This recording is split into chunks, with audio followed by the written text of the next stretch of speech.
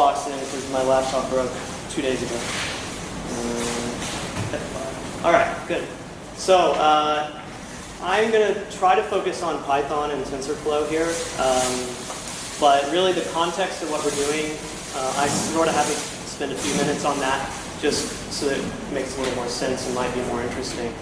My company, Prediction Machines, is doing deep learning and predictions in transactional markets. So that includes financial markets, that includes like energy markets, that includes like digital advertising. So there's a lot of transactional markets where people are exchanging something of value in an exchange. There's buyers and sellers, and sometimes they intersect, and there's an execution. So that's the kind of stuff we're working with. Let me move relatively quickly. Thank you to the Python group, and thank you Zendesk. So traditionally in financial markets, people are doing statistical methods that involve a lot of micromanagement of signals and features, and it's a lot of work, labor intensive, and these machine learning systems are very played out now, so markets are generally efficient to it. So there's not a lot of profit to be made. But what we see is certain traders can continually make good profit in markets, and the strategies that they're employing are a lot more complex than what the traditional machine learning strategies are. And that complexity means that so far people haven't really been automating it because there's some magical intuition that certain traders have about the markets. They can look at the data, somehow they collect that data, and it's almost like a black box. They're like, okay, I know, I need to buy and sell. So what we're doing with deep learning is learning these complex strategies, which is one level above what is traditionally done, which is just statistical predictions. So we took inspiration from what DeepMind did, which was purchased by Google. What they did is back in 2015, they built a neural network and had a few additional features that really put it through to make it effective. And the interesting thing is they taught it to learn how to play Atari, and they didn't actually tell it the rules of the game. So all it was doing was looking at the screen, like visually, and moving the paddle randomly, and it just figured out at some point how to play the game, how to score high, and most of the results are much better than what humans can do. So we took this inspiration and decided maybe we should model the markets like a game and use some of these results from DeepMind and go beyond that. So we implemented deep learning methods, these neural networks, and played the transactional market space as a game. So again, the comparison between traditional ML and deep learning is on the left. Basically, a kid doesn't really know the physics of the bicycle. Like, they just get on it, they try something. If they do well, they get a reward. If they fail, they will try again and do something differently. Whereas on the right, you have to model the bicycle physics, and it's a bunch of math, and it takes a lot of people and a lot of cost, and you can't actually take that and apply that model to a bigger bicycle anymore. But the kid can get on a bigger bicycle and ride it just as well. So in reinforcement learning, there's always a feedback loop where you have an environment that has a state.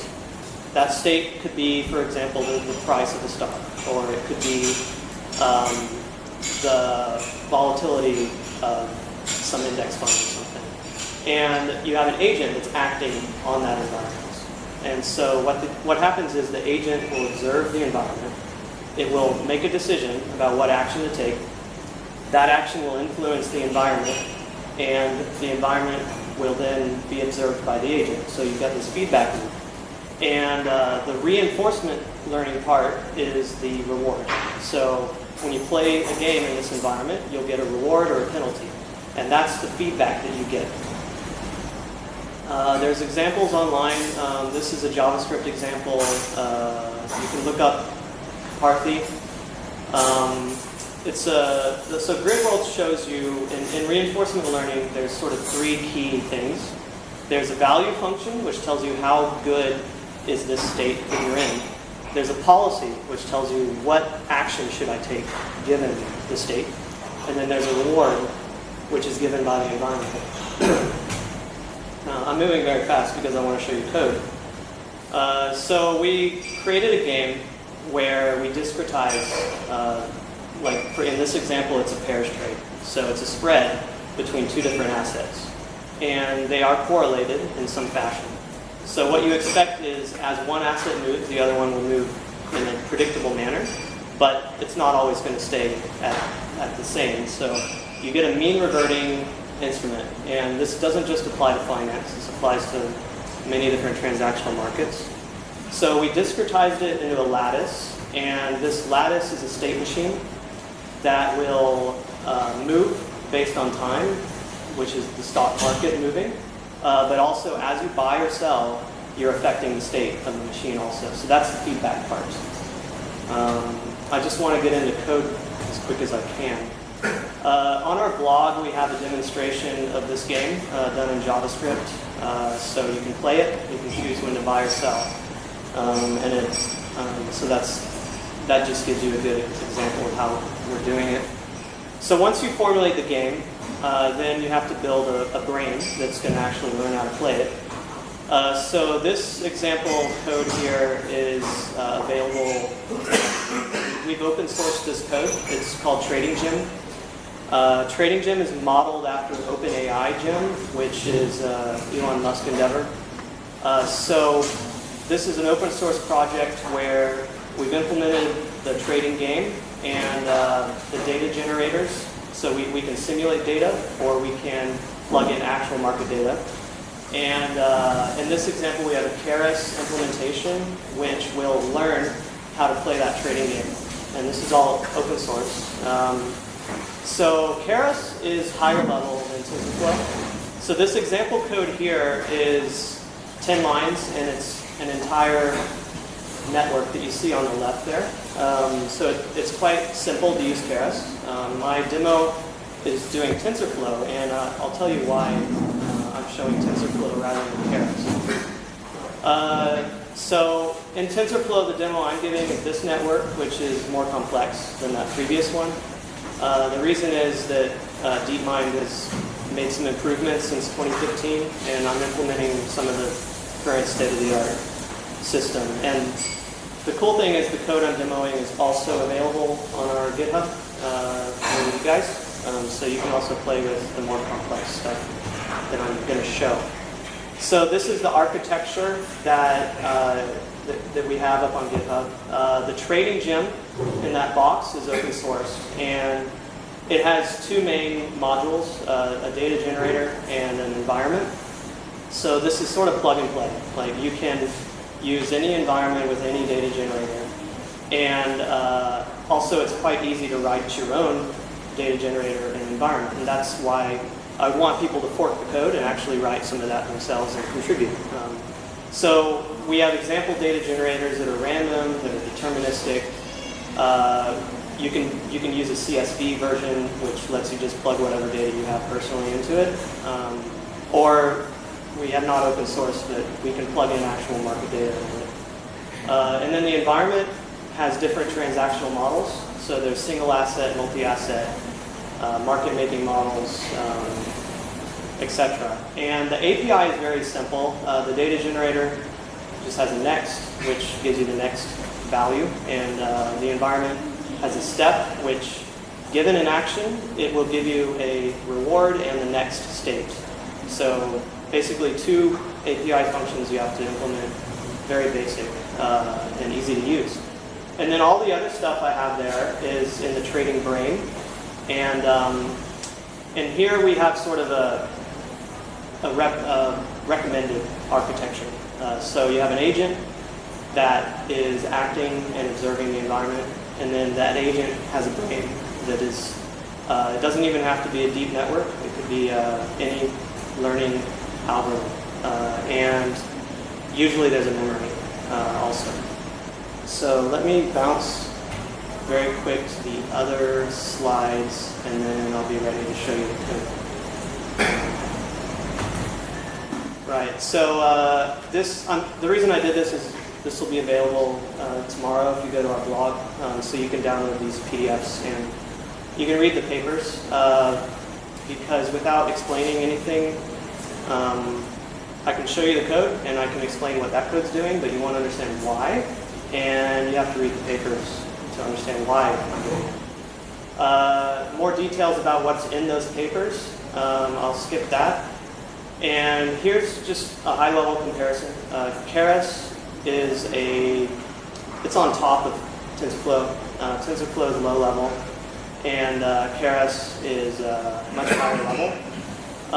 The main reason I like TensorFlow is that when I read the papers, they have all the math in there and the derivations. And if you don't understand that very well and you're just using Keras, then you'll get stuck with more complicated problems. So if you use TensorFlow, you can actually directly program in that math, like almost line for line. So it's much closer to what you're reading in the papers, whereas Keras sort of hides everything from you. I run everything on Linux. CentOS was a little harder to install. I found one good blog that's one version previous of CentOS for how to install. And then Ubuntu is quite easy because Google sort of supports that directly. One thing is that I did build from source, and that's because if you don't get all of the compiler optimizations in from the hardware. So I think it's important to get the source code for all of the libraries and packages and build it yourself. But you don't have to. It's just going to run a lot slower if you're running it from the binaries. So people don't really know what TensorFlow is. If you took computer science, you'd know graph theory, and it's basically TensorFlow is just a graph implementation. There's nothing specific about it that makes it deep learning. So the reason it works well for deep learning, though, is that neural networks are represented mathematically as a graph. So you've got neurons or nodes. They're in layers and they're connected to each other. So you've got nodes and edges. It looks like this. TensorFlow will automatically compute the computational graph, which means you can throw data at the inputs and you can request any of the output nodes, and TensorFlow figures out the optimal way to compute that for you. So generally with TensorFlow, you create your graph first, and then later you can just run it by giving it inputs and requesting outputs, and you don't have to worry about what's going on inside. The more complicated thing is the gradients that TensorFlow is computing. There's a lot of optimization necessary for doing it well, and TensorFlow handles all of that optimization. So that's all nice, magical, internal. So basically the takeaway from that is TensorFlow is a computational graph solver, and it's not something that's specific to deep learning. So I'll leave it on this slide because I'm going to bounce to the code now. But this slide is going to show you sort of some of the core functions that TensorFlow uses, and I'll show you the code where I'm using it. So in TensorFlow, you often use namespaces because you can actually produce graphs and understand what's happening very well with TensorBoard, which is a visualization tool that they provide. You can create multiple sessions if you want, and so for example, if you're parallelizing the algorithm, you can have multiple sessions that interact with each other that have their own graphs, or you can just use one session, which is what I'm doing in this demo. Furthermore, you have to define the graph. So to do that, you have variables which are placeholders or they're actual variables. So placeholders are sort of, you're defining a slot in memory that is not occupied at the moment. And at some point, to be able to make a computation, you have to put something in that placeholder. And then you have variables which are occupied with something. Often these are internal. So you have maybe an input node that's a placeholder, and then you have variables internally, and then you have an output node. And the variables internally will get computed automatically, or you can request that value if you want. Whereas the placeholders, you need to externally plug something into it. And then to actually run the computation, you have two options. There's a run, which is under the session, and then there's any given variable you can call eval on to evaluate it. So in either case, whatever you're trying to get as an output, you have to give it the necessary input. So if one node in your graph requires two inputs, then to be able to call the eval on that node, you have to give it both of those inputs that it needs. The same with the run. Run allows you to run multiple variables in parallel, whereas eval can only do one at a time. So my top example is just an eval on the output, which is q_action, and the input here, which is s_t, and then the run, I'm calculating two values, q and a loss, and I'm giving it two inputs. So all right. So this part is going to be interesting. I've never tried this in front of people. I have my code in front of me, and I also have something that's helpful, which is TensorBoard. So TensorBoard, you see it's running locally, and it's reading a log folder that I generated from a previous run. So if you look at graphs, we can start out by just looking at the structure of my code, and then I can actually show you the code. So we have 6 different namespaces here. We have step, prediction, target, optimizer, pred to target, and summary. Step is simply a counter that just tells you what step am I on currently. It's needed for TensorBoard because when you do a graph, you have a x-axis, which is the time or the number of ticks. And in my case, that's defined by step. So that's not actually part of the learning system. You see it's not even connected to anything else. We have a prediction network, which is a deep Q network.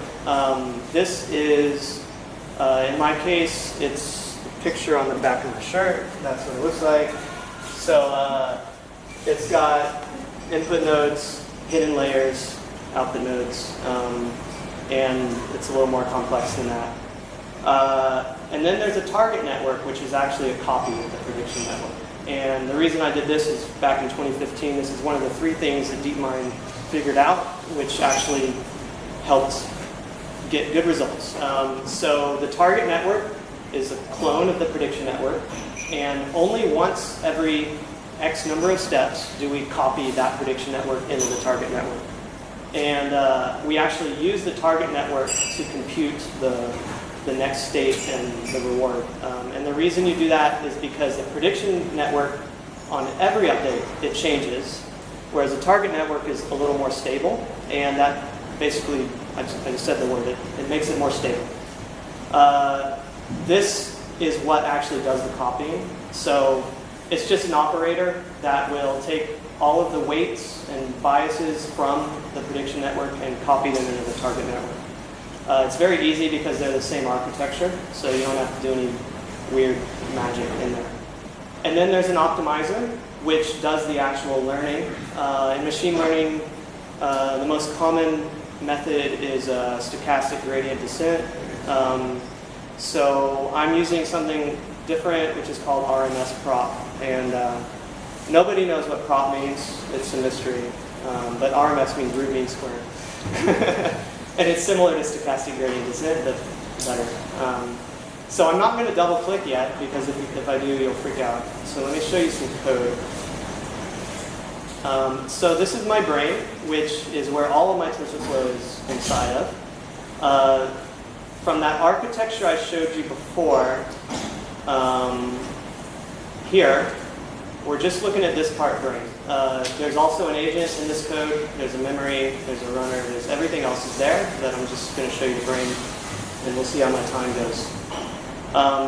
So the brain has these variable scopes, like I said, and these are going to match those 6 things that we saw in TensorBoard. So you start with a width, and it's nice because as soon as that block terminates, you're outside of that, and you don't have to keep track of which context you're in. So I'm naming it prediction. I'm creating my prediction network here, and then I have output of that prediction network. And I'll show you that in a moment. If we go down, you see I have a target network, and it's actually the same network as a prediction network. I just named it differently, so it's the same architecture. And then we go down, we see that we have the prediction to target section. So let me explain this create net, and then I'll go back up again. So here I'm defining the architecture of the network. And remember, this is inside a namespace that I defined in the previous, in the parent function. First, we create a placeholder. And this placeholder is my input into the network. That input has to come from outside the network because it's coming from my environment. So that's why it's a placeholder and not just a variable. In TensorFlow, you define the shape of the variables. Most often, it's going to be a matrix. And can anyone guess what a more than two-dimensional matrix is called? TensorFlow. Yeah, tensor. Yeah. So that's the official. That's why they call it TensorFlow. So this is a three-dimensional matrix. What's interesting is that the first entry is of size none. Second entry, second one is an integer. Third one's an integer. This is none. So what's cool is, let me go to TensorBoard. Let's look inside prediction. And we see my input is of size question mark by 1 by 2. So the none actually means it's a variable size. And that's necessary because we do batch learning, which means you could choose to have it calculate for one observation, or you could throw in a batch size of 32 or 64, and you can learn much faster that way and much better because we use experiential replay, which means we actually take 64, in this case 64 experiences from the past that we've observed, and we're plugging all, this whole matrix into the system at once, and we get a batch learning output from that. So, so let me go back to the code. Right, so that's what the none means. And then we give it a name, and the next thing I do is I flatten it, because what you want that's going into your hidden layers is a vector, of one-dimensional vector. So I flatten it, and then I have my first hidden layer, L1, level 1.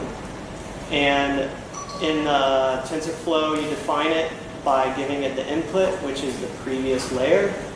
You give it the number of nodes that you want, and you give it an activation function.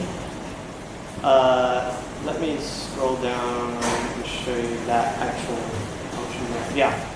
So this is the network, the layer that I defined. You see I have an input, I have an output dimension, which is the number of nodes inside that layer, and an activation function. And so in this case, I have a nested variable scope. So you know that the parent function has a variable scope called prediction. Here, I've got a variable scope, which is the name of this layer, L1. And I define two variables inside there, weights and biases.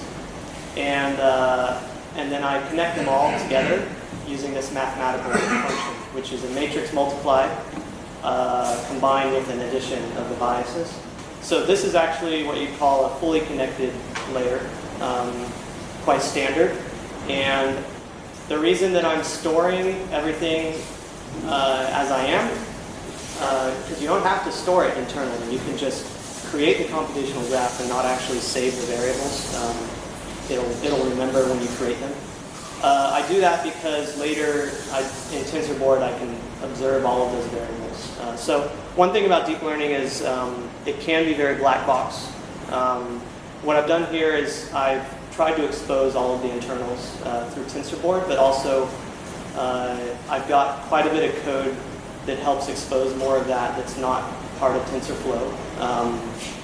I manually produce certain values and I plot them separately. So I'll go back up again. Right. So we have this layer, L1, and we have an option now. Either it's a dueling network or it's not. The dueling network is more complicated. It's got 4 different layers, whereas the non-dueling is just one more hidden layer in the output. The dueling network is a little harder to explain. It's in those papers I posted. But the pattern is the same. You define a new layer. Oops. I did not. All right. So you define a new layer. And you give it an input layer and an output size and an activation function. So that's the pattern I'm following. Once you learn a few key functions in TensorFlow, you can build whatever architecture you want quite easily. So I will continue back up here again. Assuming that we understand how we build this architecture, the next thing is this copy function. So in TensorFlow, you can define operators on the variables. They actually name the operators rather than, I guess in Python it's a little harder to do operator overloading. You can do it, but I guess they didn't want to do it because non-C++ programmers might be a little bit thrown off by operator overloading, potentially. I'm not sure exactly why, but this could be an equal sign, but they made it .assign. So what we're doing is we're assigning to this target network this variable, which I defined in the previous line, as a placeholder, which has the same shape as the target. And later on, I actually will execute this to copy the network. So this is, because it's based on a placeholder, it's just sitting there waiting to be executed. It's in the network, but it's not being run until I actually call it. And I think, as I said, like only once every so often do I call it. And that's because I want the target network to be more stable than the prediction network. Now, to read this optimizer code, I recommend going from bottom to top. And that might apply to quite a bit of what you're doing with TensorFlow. Either you think in terms of what's the input, or you think in terms of what is my target, what do I want out of it. So starting at the bottom, which you could do with the architecture, like I want the result to be this, how do I get that? The same with the optimization. So I'm going to start with the target, which is I want to do this optimizer to train my network. So how do I do that? The optimizer requires a loss function. What is my loss function? Let's go up one line. Well, a little aside, this line of code here is just to decay the learning rate exponentially. That's something you want to do when you're optimizing most of the time, because as it's learning, you want it to sort of settle in on the zone that's good. And if you don't decay the learning rate and it stays steady, then as it gets better, it's going to continue to sort of wildly explore, and that's not going to give you good results. So this is just an exponential decay learning rate, which you use, which can be, it's an optional input in this optimizer. So we can go ahead, and here I have my loss function, which is what I feed the optimizer. The loss function, so the concept is pretty simple. Your network is going to produce a certain output, and then it's going to observe in the world that actually, the real output I got was different. Like, it's not the same that I expected. Basically, you just take the difference between those two things. Usually, you square it and you take the square root, and that's called the mean squared error, and that's what the loss is going to be. So I largely did that, except one additional benefit is to use this Hoover function, which looks very similar to MSE, but it's it's a little more clipped, so it's not, yeah, it's sort of like a clipped mean squared error. That's what my loss is, and as I said, it's on the error. So my error, I define here, as the difference between the target, which is what did I want, and what did I actually calculate, which was not correct.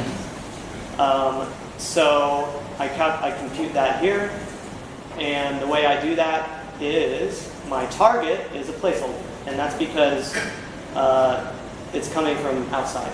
But and also my actual Q is computed previously and stored locally here. So to be able to call this optimization function, you can tell that the thing I have to do is give it the target Q, because that's required to compute this, and I also have to have my current Q pre-computed.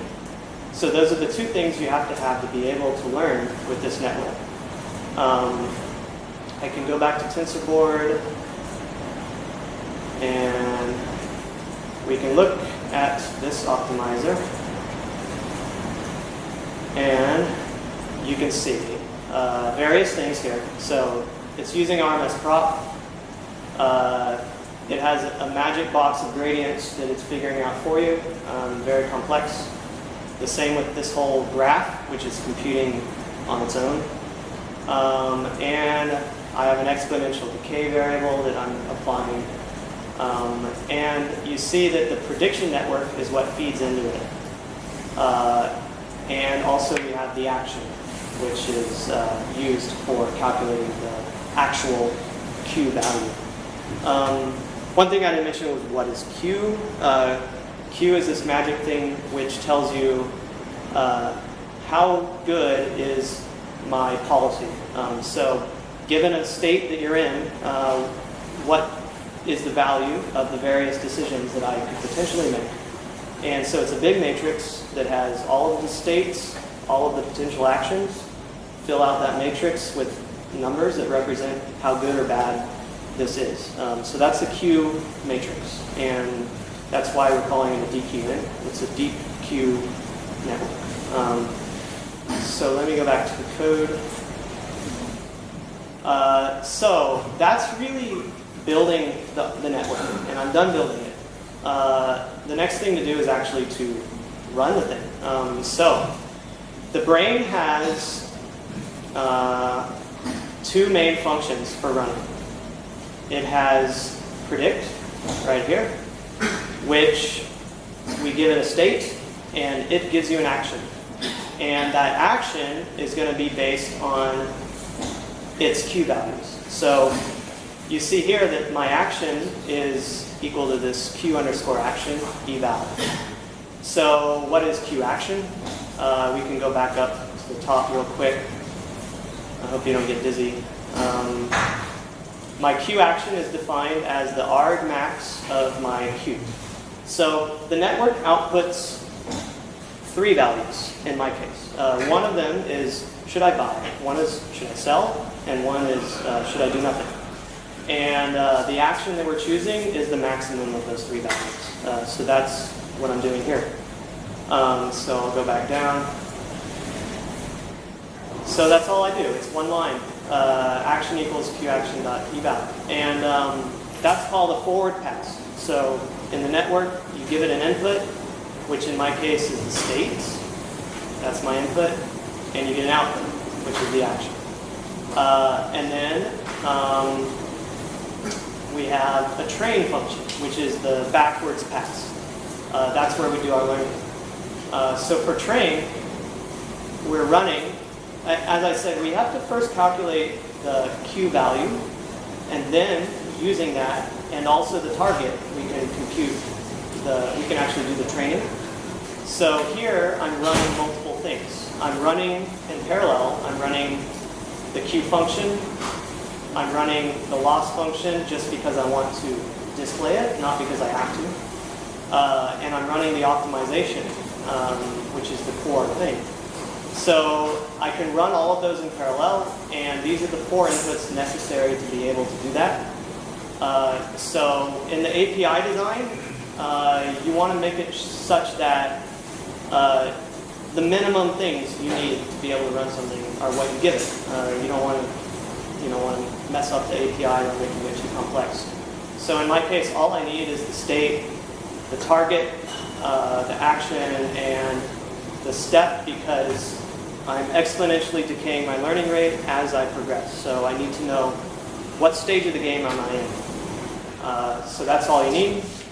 I'm outputting the result to TensorBoard using a writer that I create. So TensorFlow has a writer API that lets you, it's very rich. You can define whatever stuff you want to show in TensorFlow. The other core thing, which is part of reinforcement learning, is this. It's called the famous Bellman equation. It's in the papers.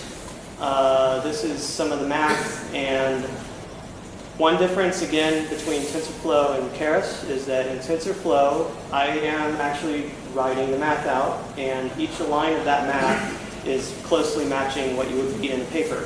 Whereas in Keras, they will hide all of that from you, and you won't actually do it yourself, which is good if you're not a researcher and you only want some results. But if you're trying to actually develop new stuff, then I think TensorFlow is easier for that. So what I'm doing with the Bellman equation is, it's very simple concept. We take an action now. In a video game, let's say I'm playing Pong and I'm moving the paddle left or right. The ball right now is maybe 1 second away from actually hitting the paddle.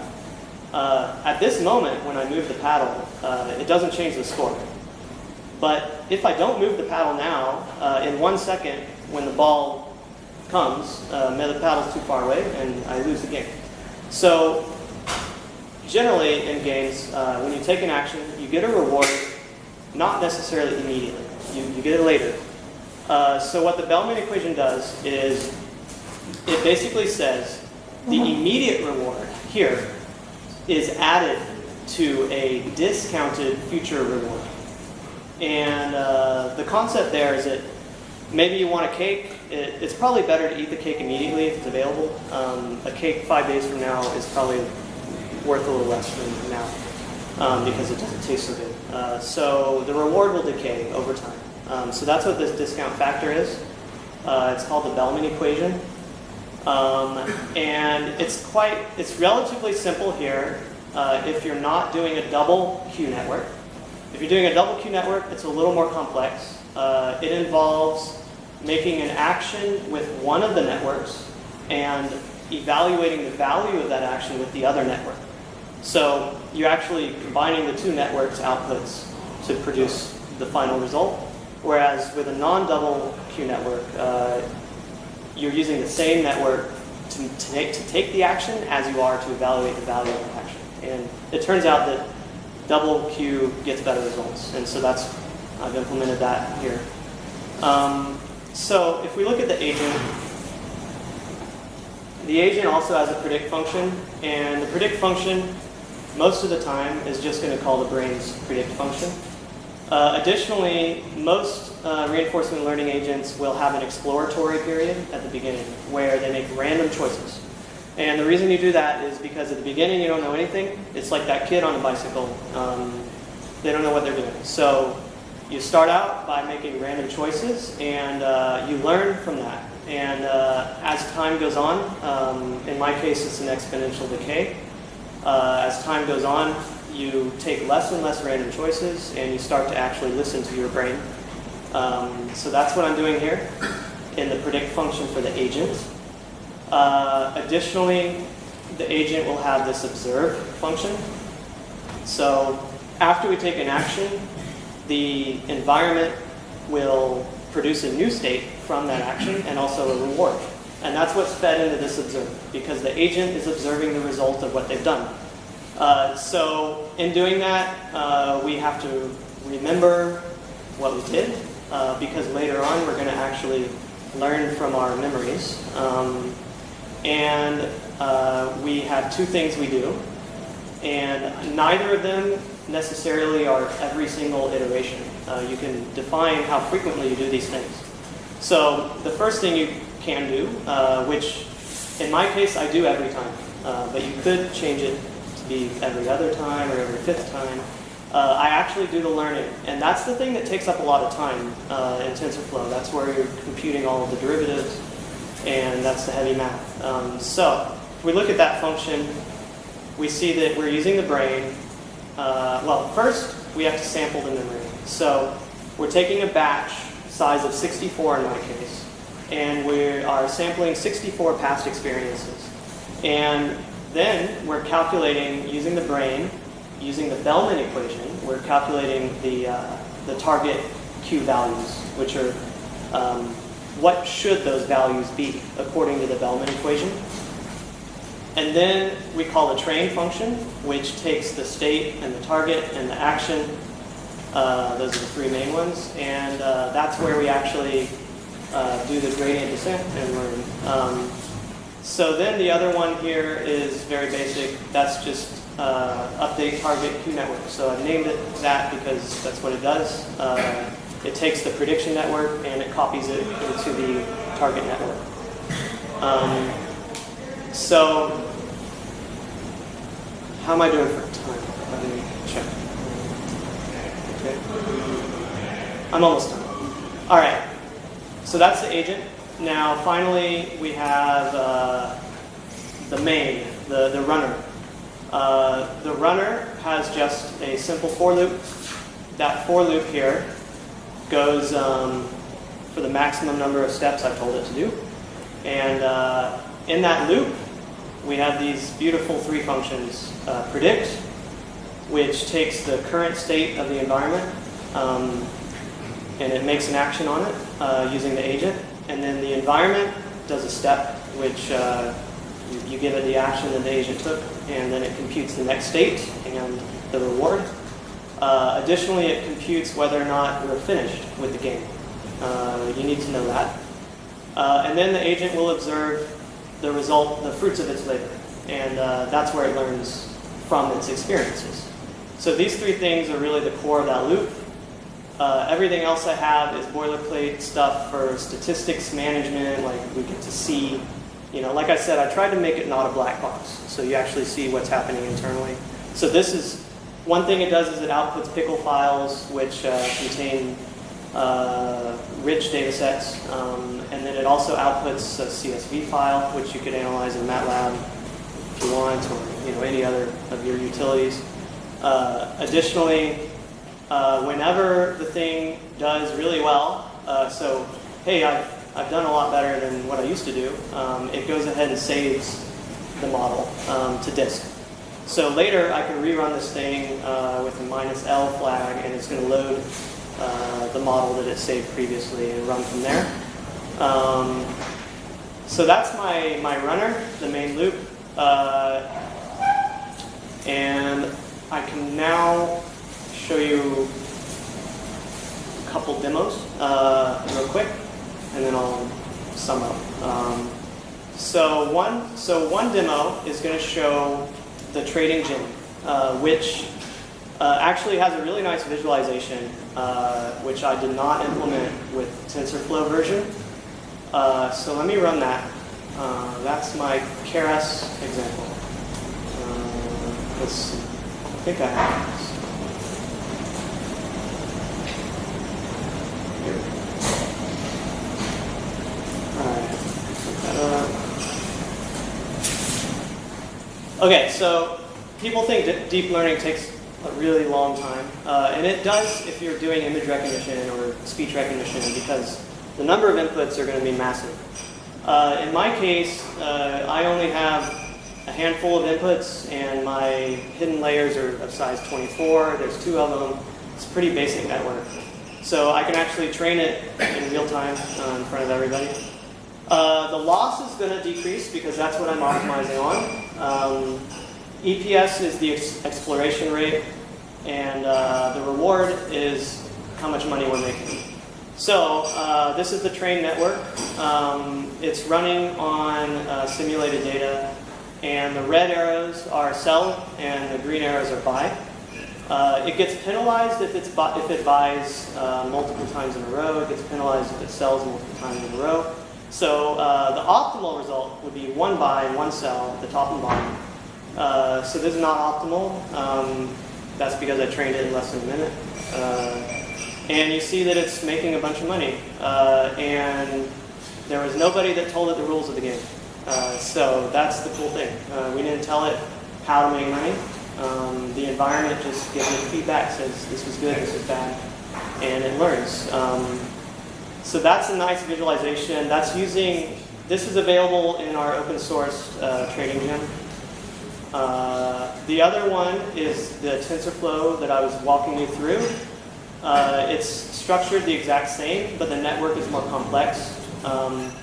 Before I run it, let me show you what it outputs in addition to TensorBoard. So I just did some matplotlib stuff to plot some of those pickled data sets. So this was the run I did earlier today. You can see that the reward, which is green, climbs up until 8, which is not optimum. 10 is optimum in this case. And you can see that the penalty imposed drops to 0. The penalty, like I said, was if you buy when you've already bought, or if you've sold when you've already sold. So that's one plot. The length of the game is optimum at 4 because my lattice that I drew had 5 nodes. And so if we buy at the bottom and sell at the top, that's 1, 2, 3, 4. Like the length is 4. So it's learned that buy at top, buy at bottom, and sell at top. And then these are the Q values. So the Q values are very informative, but they only work for small networks. If it's too big, then I mean it's already hard to read. In my case, white means that our current state, like our position in the market, is flat. And red means that we're short, and green means we're long. So this is when we're at the top of the market. So when we're at the top of the market, we expect the best thing to do is to sell. So that's actually what we have here with the dot dash line is sell. So that's the best thing to do. That's what we learned in the Q function. The worst thing to do is to buy if we're already long because we're at the top. So why? Yeah, that's a bad idea. So you see that that's a negative value, and this is the maximum. So this looks good. This is no longer a black box. We actually see that it's learned a strategy. It's learned I need to sell at the top and I need to buy at the bottom.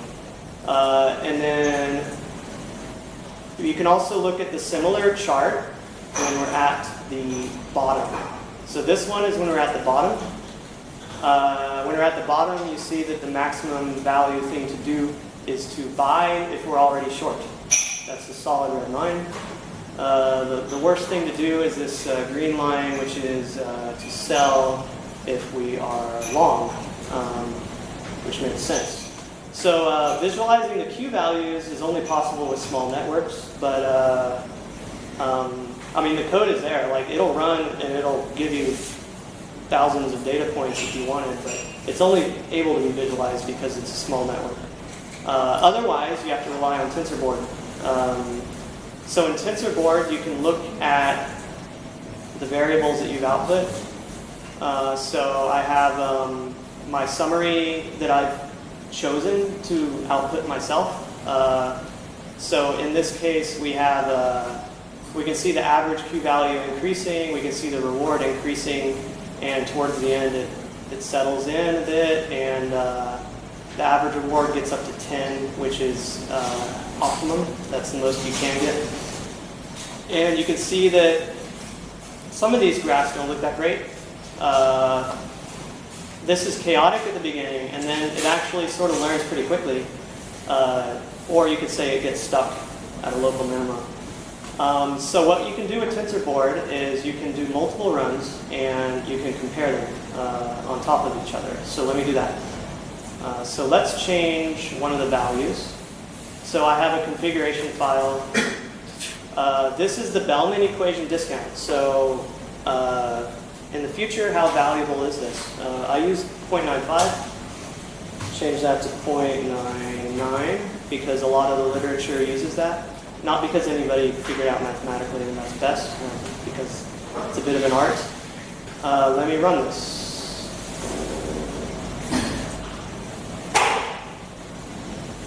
So I've done, it looks like I typed something.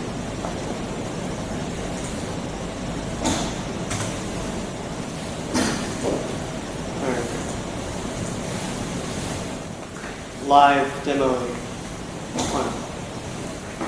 All right, good. Okay, so the first thing we see is the Q table that's output. Now we start out with random weights. So these things are basically, who knows what they're going to be? Like, it's random. It starts out random. If we're short, then randomly it decides to sell all the time. So this is when we're at the bottom of the graph, and this is when we're at the top. So you can see these Q values are just random stuff. So now we see it's learning. The things to notice are the average reward. Generally, you want that to go up. You see the exploration rate, which is here. So 25% of the time, we're making random decisions. Now we're down to 16% of the time. You see the maximum reward, minimum reward. You would want this minimum reward optimally to become 10, because then it's doing the best thing it can do every single time. It's up to 8. It's not bad. It's almost done, 90%. So the average reward is moving up pretty well, and it's about done. There it is. Okay, so it finished. We can see the Q values. When we're short, it learned that at the bottom it should buy, and otherwise it should do nothing. If we're long, it learned that at the top we should sell, otherwise we should do nothing. And if we're flat, it learns at the bottom to buy and at the top to sell. So that's optimum. That's the perfect result. So now we can go back to TensorBoard and let's see if it updated.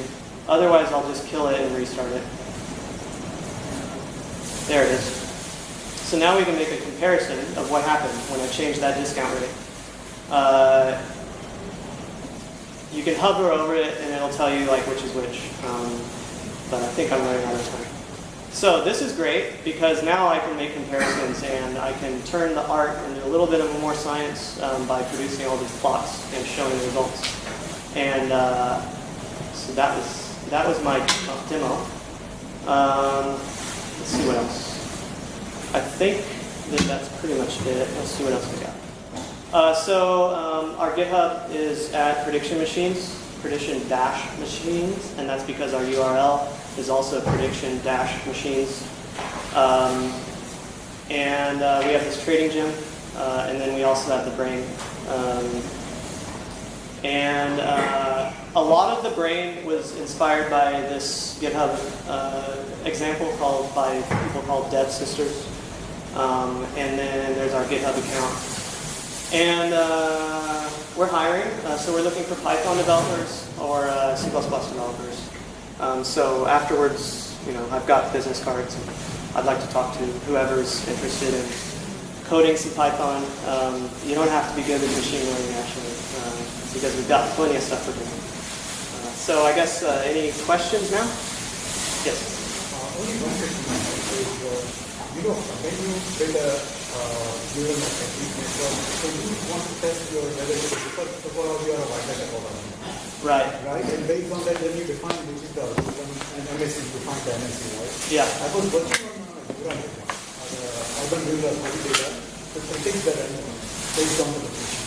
Right. Yeah. Just real estate. Yeah. Real estate, right? Yeah. My problem was, whenever I was running this, it took me 8 hours to model based on, one small data set. Yeah. The problem was, every time I found that elastic net and random forest was producing better results than the deep learning results. Yeah. When I use Keras, I don't know the internal magic. Right. I use Keras. Right. I don't know the TF function. So yeah. I'm not that I go deep into there. I just use the Keras library, create a deeper and wider topology. Yeah. And both of them were inferior to elastic net and random forest. Yeah. So is this that depending on the choice you choose neural networks, or? I think a lot of it, well, so for us, we wanted to make sure that we were actually modeling our environment as close as we could to what the Atari games were modeled as, because we were taking inspiration from the research that DeepMind did on Atari. So the domain needs to be similar enough to the research that you're applying. And if it's not similar enough, then it might not be the right tool. Second problem I face is categorical data. Yes, yes. Because Yeah. most of the time when you get the feature data, Yeah. it's mostly categorical, right? And then you need to convert it into a matrix, or you use some pandas function to Yeah. do that. Yeah. And the predictions were very way off when I used categorical data. Yeah, we're not using categorical data in our system, so I'm not sure about that one. Like, generally categorical data, you're doing like SVMs and regressions because you're trying to separate sets of the space in a hyperplane. Right. So it's not like, so deep learning is a nonlinear mapping from one to another, and so in theory it can actually calculate these separation spaces to be nonlinear, but in practice, like, it is a bit of an art, and so I'm not sure about that one. Because I have this problem. Yeah. What kind of input data do you use? Are you using any like market data, and what frequency? And because it has learned that it has to buy at the bottom and sell at the top, Yeah. which is fine, which is great when you are trying to teach something to play a game, Yeah. which has set rules. But Yeah. when you're looking at markets, Yeah. what kind of data would you use to Yeah.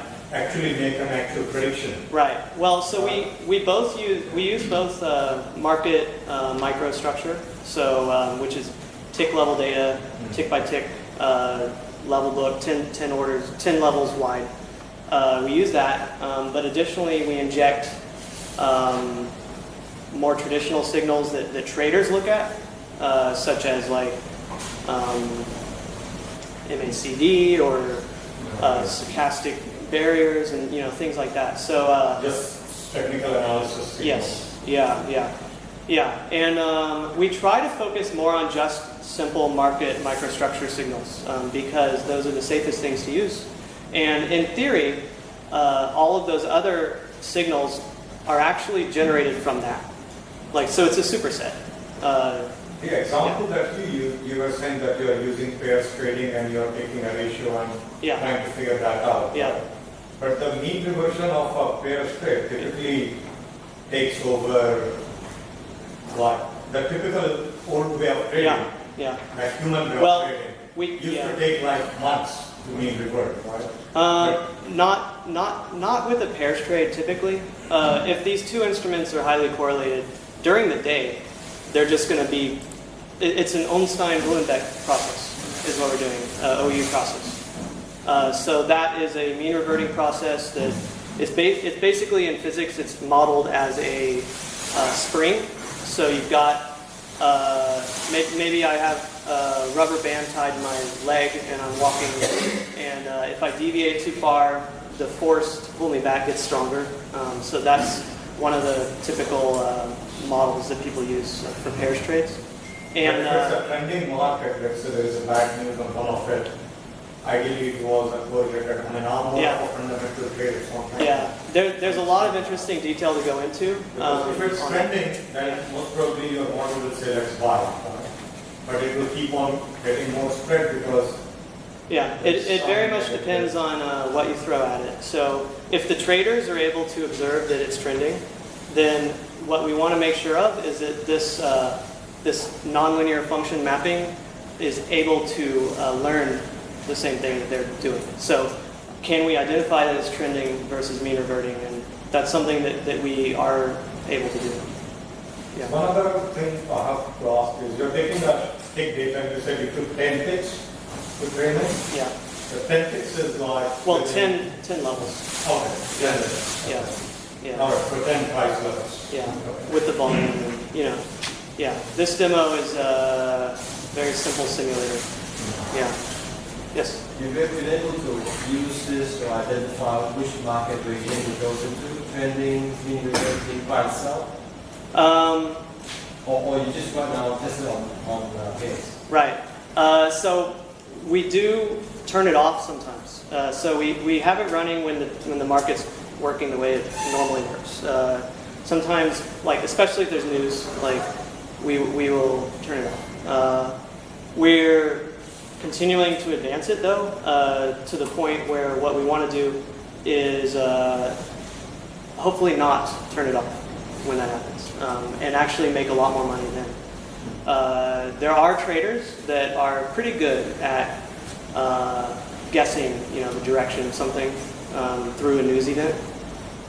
So we want to try to model that, and that's a direction we're going. Those traders are very good because they have been looking at 10 years of data. Yeah. Here we are looking at big data. So there's a big difference because those guys have been observing for 10 Yeah. years.